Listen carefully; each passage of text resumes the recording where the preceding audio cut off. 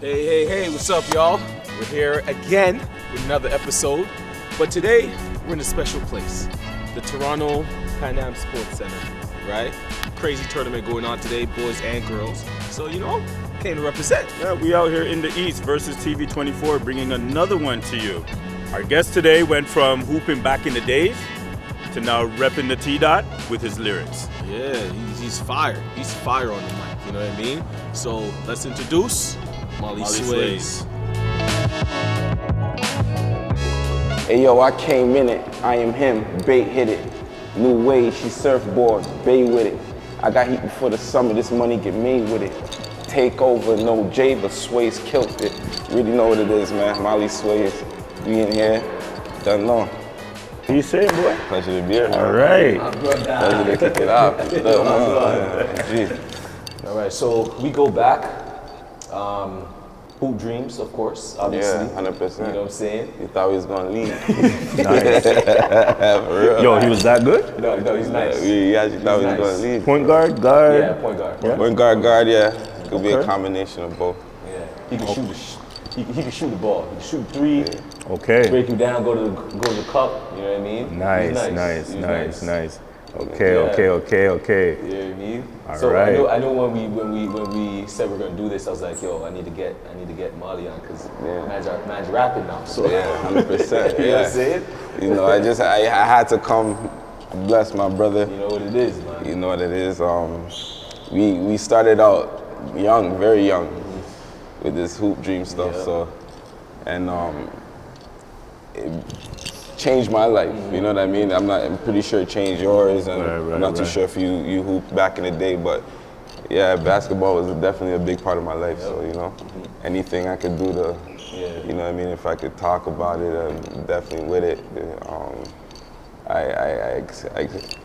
I give it in my raps as well. So Yeah, How far did ball take you before transitioning into the rap game? competitively, like I went away for school and all that. So Right. I didn't graduate high school in Toronto.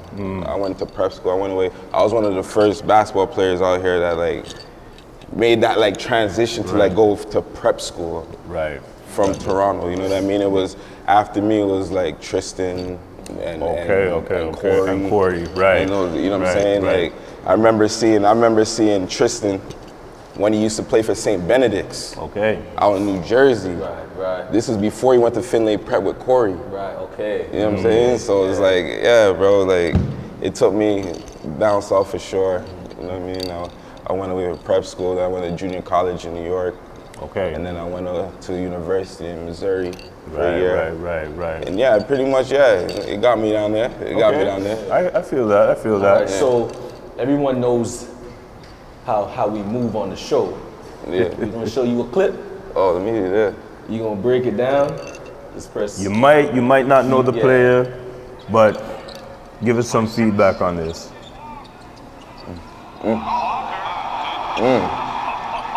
Yeah, you gotta hit that. Of course. That shit don't mean nothing if you don't hit that. Yeah. Exactly. Now, do you know who that is? That's Kemba. Okay, there you Come go. on, bro. His step back is infamous. I remember you remember when Kemba at UConn when he won the game winner in the championship game. Come on, bro. Kemba, his step back is deadly. His step back. You know your ball. I remember you were one of the first mans out here. Seeing start stepping back.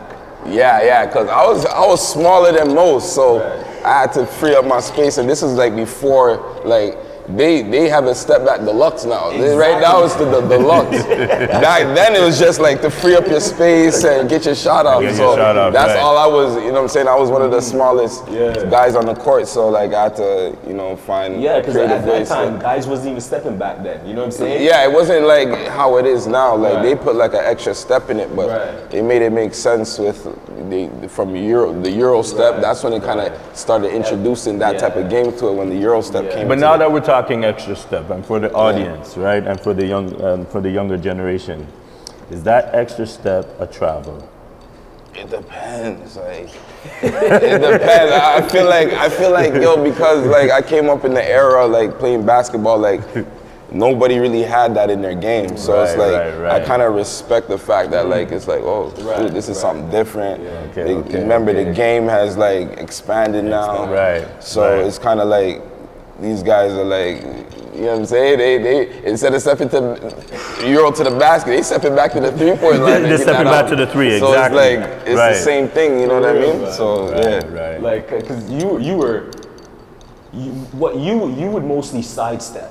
Yeah. You know what I'm saying? That was just the free. Yeah. Because I was so fast, so it's like, if I get on the side of my defender, like, it's kind of like my speed that I'm moving at, they gotta like, once they commit, it's not just once they freeze, it's like, even if they commit, it's kind of like their speed is gonna try to match my speed. So if I like throw that direction off, it's kind of like, that's all I needed to get my shot off, so yeah. Yeah, man. So talk about university, how was that experience?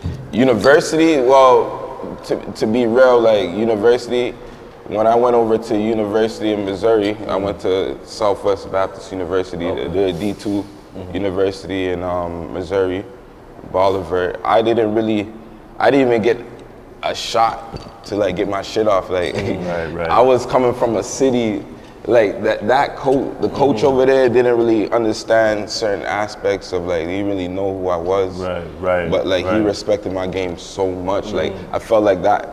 At a point in my time, I was at the top tier of my game, as far as like my body, like how I started understanding the game. And so I felt like I didn't get my fair shot because I was cut before the season. So he was a good coach. I'm not gonna hate on the fact that his coaching, it was odd, but there's certain coaches that like, I don't know if it goes on today, like they just, college coaches, they hold certain things over players' heads, as if it's like, you know what I mean, they can cut the string anytime they want, and it's like they don't realize like what your life like is like back at home. They don't understand like the depths of like certain situations. So it's like, I missed a mandatory meeting because I couldn't cross the border. One of those. At a time, at the beginning of the training season. I was supposed to, there was a mandatory meeting on a date. Well, I should have been there days before, I get it, but I always squeeze the last second to leave all the time and just spend more time with my family. I couldn't cross the border. I called coach, coach, woke the thing up. Like, I can't get through. Like, they said I had to update my I-20 paperwork. I thought I could do all that while I was at school. Like, you know, the schools, the semester's never started yet, so it's like I felt like I didn't need to like do it right away, but couldn't cross the border because of the paperwork. Boom, dude sent me a message like, yo, unfortunately you missed the meeting. I gotta let you go. I'm just like that, because it's like he's just so strong on his word. Get it. But like at the same time, for like certain situations, you gotta really understand that as like a coach, and like because that decision right there kind of like changed my life. I would say, because like but at the same time, it's like if I can't get across it, I understand if like if I was just partying, if I stayed at the crib, and you know what I'm saying. But yeah, he did that, and boom, I came back home. Real life started happening. I had to help moms out. I had to start, you know what I'm saying, providing with the household. So, you know what I'm saying? I'm looking at around with my dogs, all my friends around me. Like, we all outside for real. So it's like, you know, I tried working. You know what I mean? I did. To be honest, the 9 to 5 is not for everybody. So are we I'm not hating the fact, and I respect everybody who works a legit job, and like, not to say that like hustling you get your money illegally or whatever, but like, you know, like, to each his own when it comes to that. It's real life. It's real life. So, you know what I'm saying? You know, just became a product of my environment. You know what I mean? And that's what it was. So this is the part of the transitioning. This is the transitioning. So like another good stuff that happened throughout that transition. There's a program called the Remix Project. Where it's like they work with a collective of creatives all around the city. You know what I'm saying? And we have to apply, like you have to pretty much audition to become part of the program. Right, You know right, what I'm saying? right. And at that time I was fooling around with the music a little bit. My peers are telling me you know what I'm saying? Put this in perspective, what year was this around? This was probably like 2 years after it was like I was hooping, so it was like 2015. Okay. 2015, 2014, 2015. Yeah. You know, and good people's over there at Remix Project. Some of my family, you know what I'm saying? So I applied. The music speak for itself. Became part of the program. So they provided us with a whole bunch of resources to like, you know, better our craft and like kind of help out what we're doing. You know what I'm saying? So what was the deciding factor of like why did you audition? Why? Yeah. Did someone push you? Who was it? You know what I'm saying? Just like so, T-Rex. He was a part of the program back in the day when it was like 40 was around, like, and all those guys. And I used to pop in just to pop up on Rex. Me and Kendall would always go over to Rex's spot and pop in on Rex and just see what he's doing. He's working the One Love TO and all that stuff. It's like, it's kind of like a sweatshop for the creatives, like whatever they're doing, and as like, they don't work 9 to 5s. Like these guys are just like making it out the hustle. Like whatever their dreams are, they're trying to make. Whatever their dreams are, they're trying to make it to reality. So me just being around that, it kind of like, you know, opened my eyes up to different things in life, you know. But also the experiences that I have from basketball, like, you know what I'm saying, knowing the people that I know in the States, being able to travel, like not a lot of my friends has been places where I've been, you know what I mean? So I get to see that coming up with Rex and all those guys. They're part of the program, so it's like the program already shining the light on itself. So it's kind of like, oh, the artists going here, Like, and I think around 2014, 2015, Toronto really got the buzz when it came to the rap scene. Like it was no longer like Drake Drake was starting to pop, like go at that time. Like, this is not even like Drake was pop dropping before that, but like this was a time where it's like everybody was saying like, yo, this is the guy. He's the guy. You know what I'm saying? We used to play at the UFT Summer League, the old gym. And he used to pop in, you know what I mean, championship time. We'd win it, you know what I mean, picks and all that. So bro, it means he was touching the city at that time. So it was like heavy. Chubbs and all them. So me being around that and me doing what I want to do is like make music. Like I kind of like, okay, I want to put myself in positions where it's like I could better myself in what I'm doing. I just want to do it just to do it. You know what I mean? So you could say I'm a kind of late bloomer when it comes to the music. Because as far as like I wasn't doing it before 21 years old. Like I wasn't doing it for real. Like I was playing around with it. It was around my uncle rap, my pops rap, my cousin rap from all when we were younger. So it's like it was real. We would be because we all went to Weston Collegiate. And we used to practice downtown more time, the summertime. So those train rides, were freaking crazy. Wild train rides. If mans were freestyling, mans were doing pull-ups on the bars. It was crazy. Disrupting the public. We're just young kids. It's like we're just young kids. It's like the young boys nowadays is really different from how we grew up back then, because back then it was like when we were in high school, it was like we were all playing basketball, like we were all hooping. So it was like, you know, we didn't have time to like really be outside like that. Some of the men that were outside, you know what I mean, that really were the ones that weren't as good as the men that were hooping. They're like those that were outside. But it was like, you know, like, we were all hooping. It was a different mindset. We were all like, you know, we weren't like fucking around smoking and none of that. Like we were playing ball, like, you know. Exactly. So it wasn't really in our days, you know. So we'd find other things to do to fuck around. We're still from the stores. And, you know what I'm saying? we used to holler. We were young kids just running around and just when I first met him, he was. I'm gonna say good East End kid.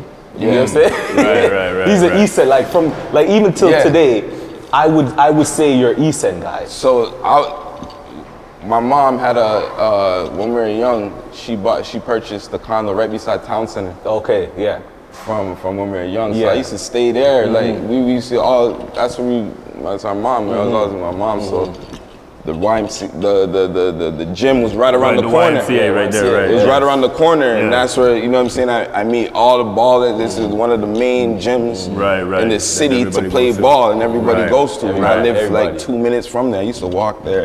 That was like my basketball days. That was my days. Like I never was outside. I used to just wake up every day, go to the gym, hoop. Yeah. All the older heads, like I was nice enough to be blessed to play with the older heads. I was playing with the older heads from like 13. 14 years old, but you have to understand I was small. So you have to understand how good I had to be to play with these. Because not everybody could. It was at a time with basketball too.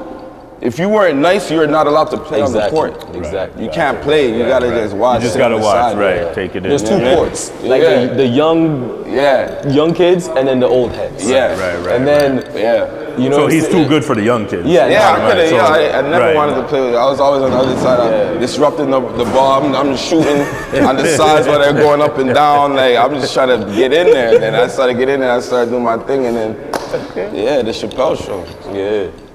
So where are we at with the music now? Music is there, bro. Like I just been tunnel vision, just trying to create as much as I can, drop as much as I can when it makes sense. You know what I mean? I just dropped the project Sway to Billow. That's out now on all streaming platforms. Nice. A few videos are out from that. I dropped a video with me, my cousin Triggs, TV Gucci. Straight to Business, that's out now. We shot that in New York and Toronto. We just saw the video. We just looking at it. Diamond in the Rough, I dropped that video as well, and then I have like 2 more videos off the tape. Oh, so you're going hard. Coming out. And he has merch. You know what I mean? Oh yeah, I made that purchase. The shirts. Real one. So new merch on the way too. New merch on the way. Most definitely, man. Most definitely. You do your thing. You do your thing. I gotta say. Appreciate it, brother. Appreciate it. I love to see it, man. So when I hit you, I was just like, you know what? He might big time me, you know what I mean? I might have to wait a few days for the reply, but You're family. You didn't get that reply. But it was ASAP, so I was like, bless, you know what I'm saying? 100%. Yeah, man. So where can people find you? You know what I mean? What's next? And then where they can find you, you know what I'm saying? Oh, definitely more music. Definitely is next. I have like 2 projects I'm working on right now. But like you definitely gonna see some singles in between that. So the music's definitely coming. Not gonna tell y'all when. Y'all gonna get it though. Y'all gonna get it though. It's gonna be a surprise. But the music's definitely coming. And then like I'm more traveling. You're gonna see me down south a lot more now. Like across the border. You know what I'm saying? So everything is blessed with that now. So bro. All Instagram, Mally Swayzz. MALLY SWAYZZ. You probably find that somewhere on the screen.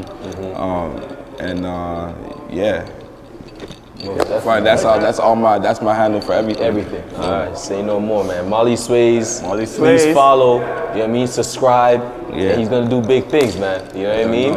It's crazy. Thanks for having me, brother. Bro, thanks for coming, bro. You know what I'm saying? Pause. I appreciate it, man. I appreciate it. Love. Yeah, man. Much love. I like to see what you're doing, and we just want to give our flowers. You know what I mean? When it's on the up and up. You know what I'm saying? Whatever I could do to just make things roll. As one. You know what I'm saying? Exactly. Each one teach one. You know? Don't forget about us. Don't forget about us. Come on. Man. All right, Mally Swayzz. Yep. Yo, all right, you got it. That one was nice. Mally Swayzz. I told you. I didn't even know he had it like that. Hey man, freestyle off the top, like what's up? Repping the T-Dot. My bad. I gotta give him credit. Yo, Mally Swayzz. You guys already know. Yep. Fire. Hey, and that's a wrap. Hey. But don't forget to like, subscribe, and hit the notification bell so you can be notified when we drop another video. All right? Let's go, man. Versus TV 24, baby. All right? Let's get it.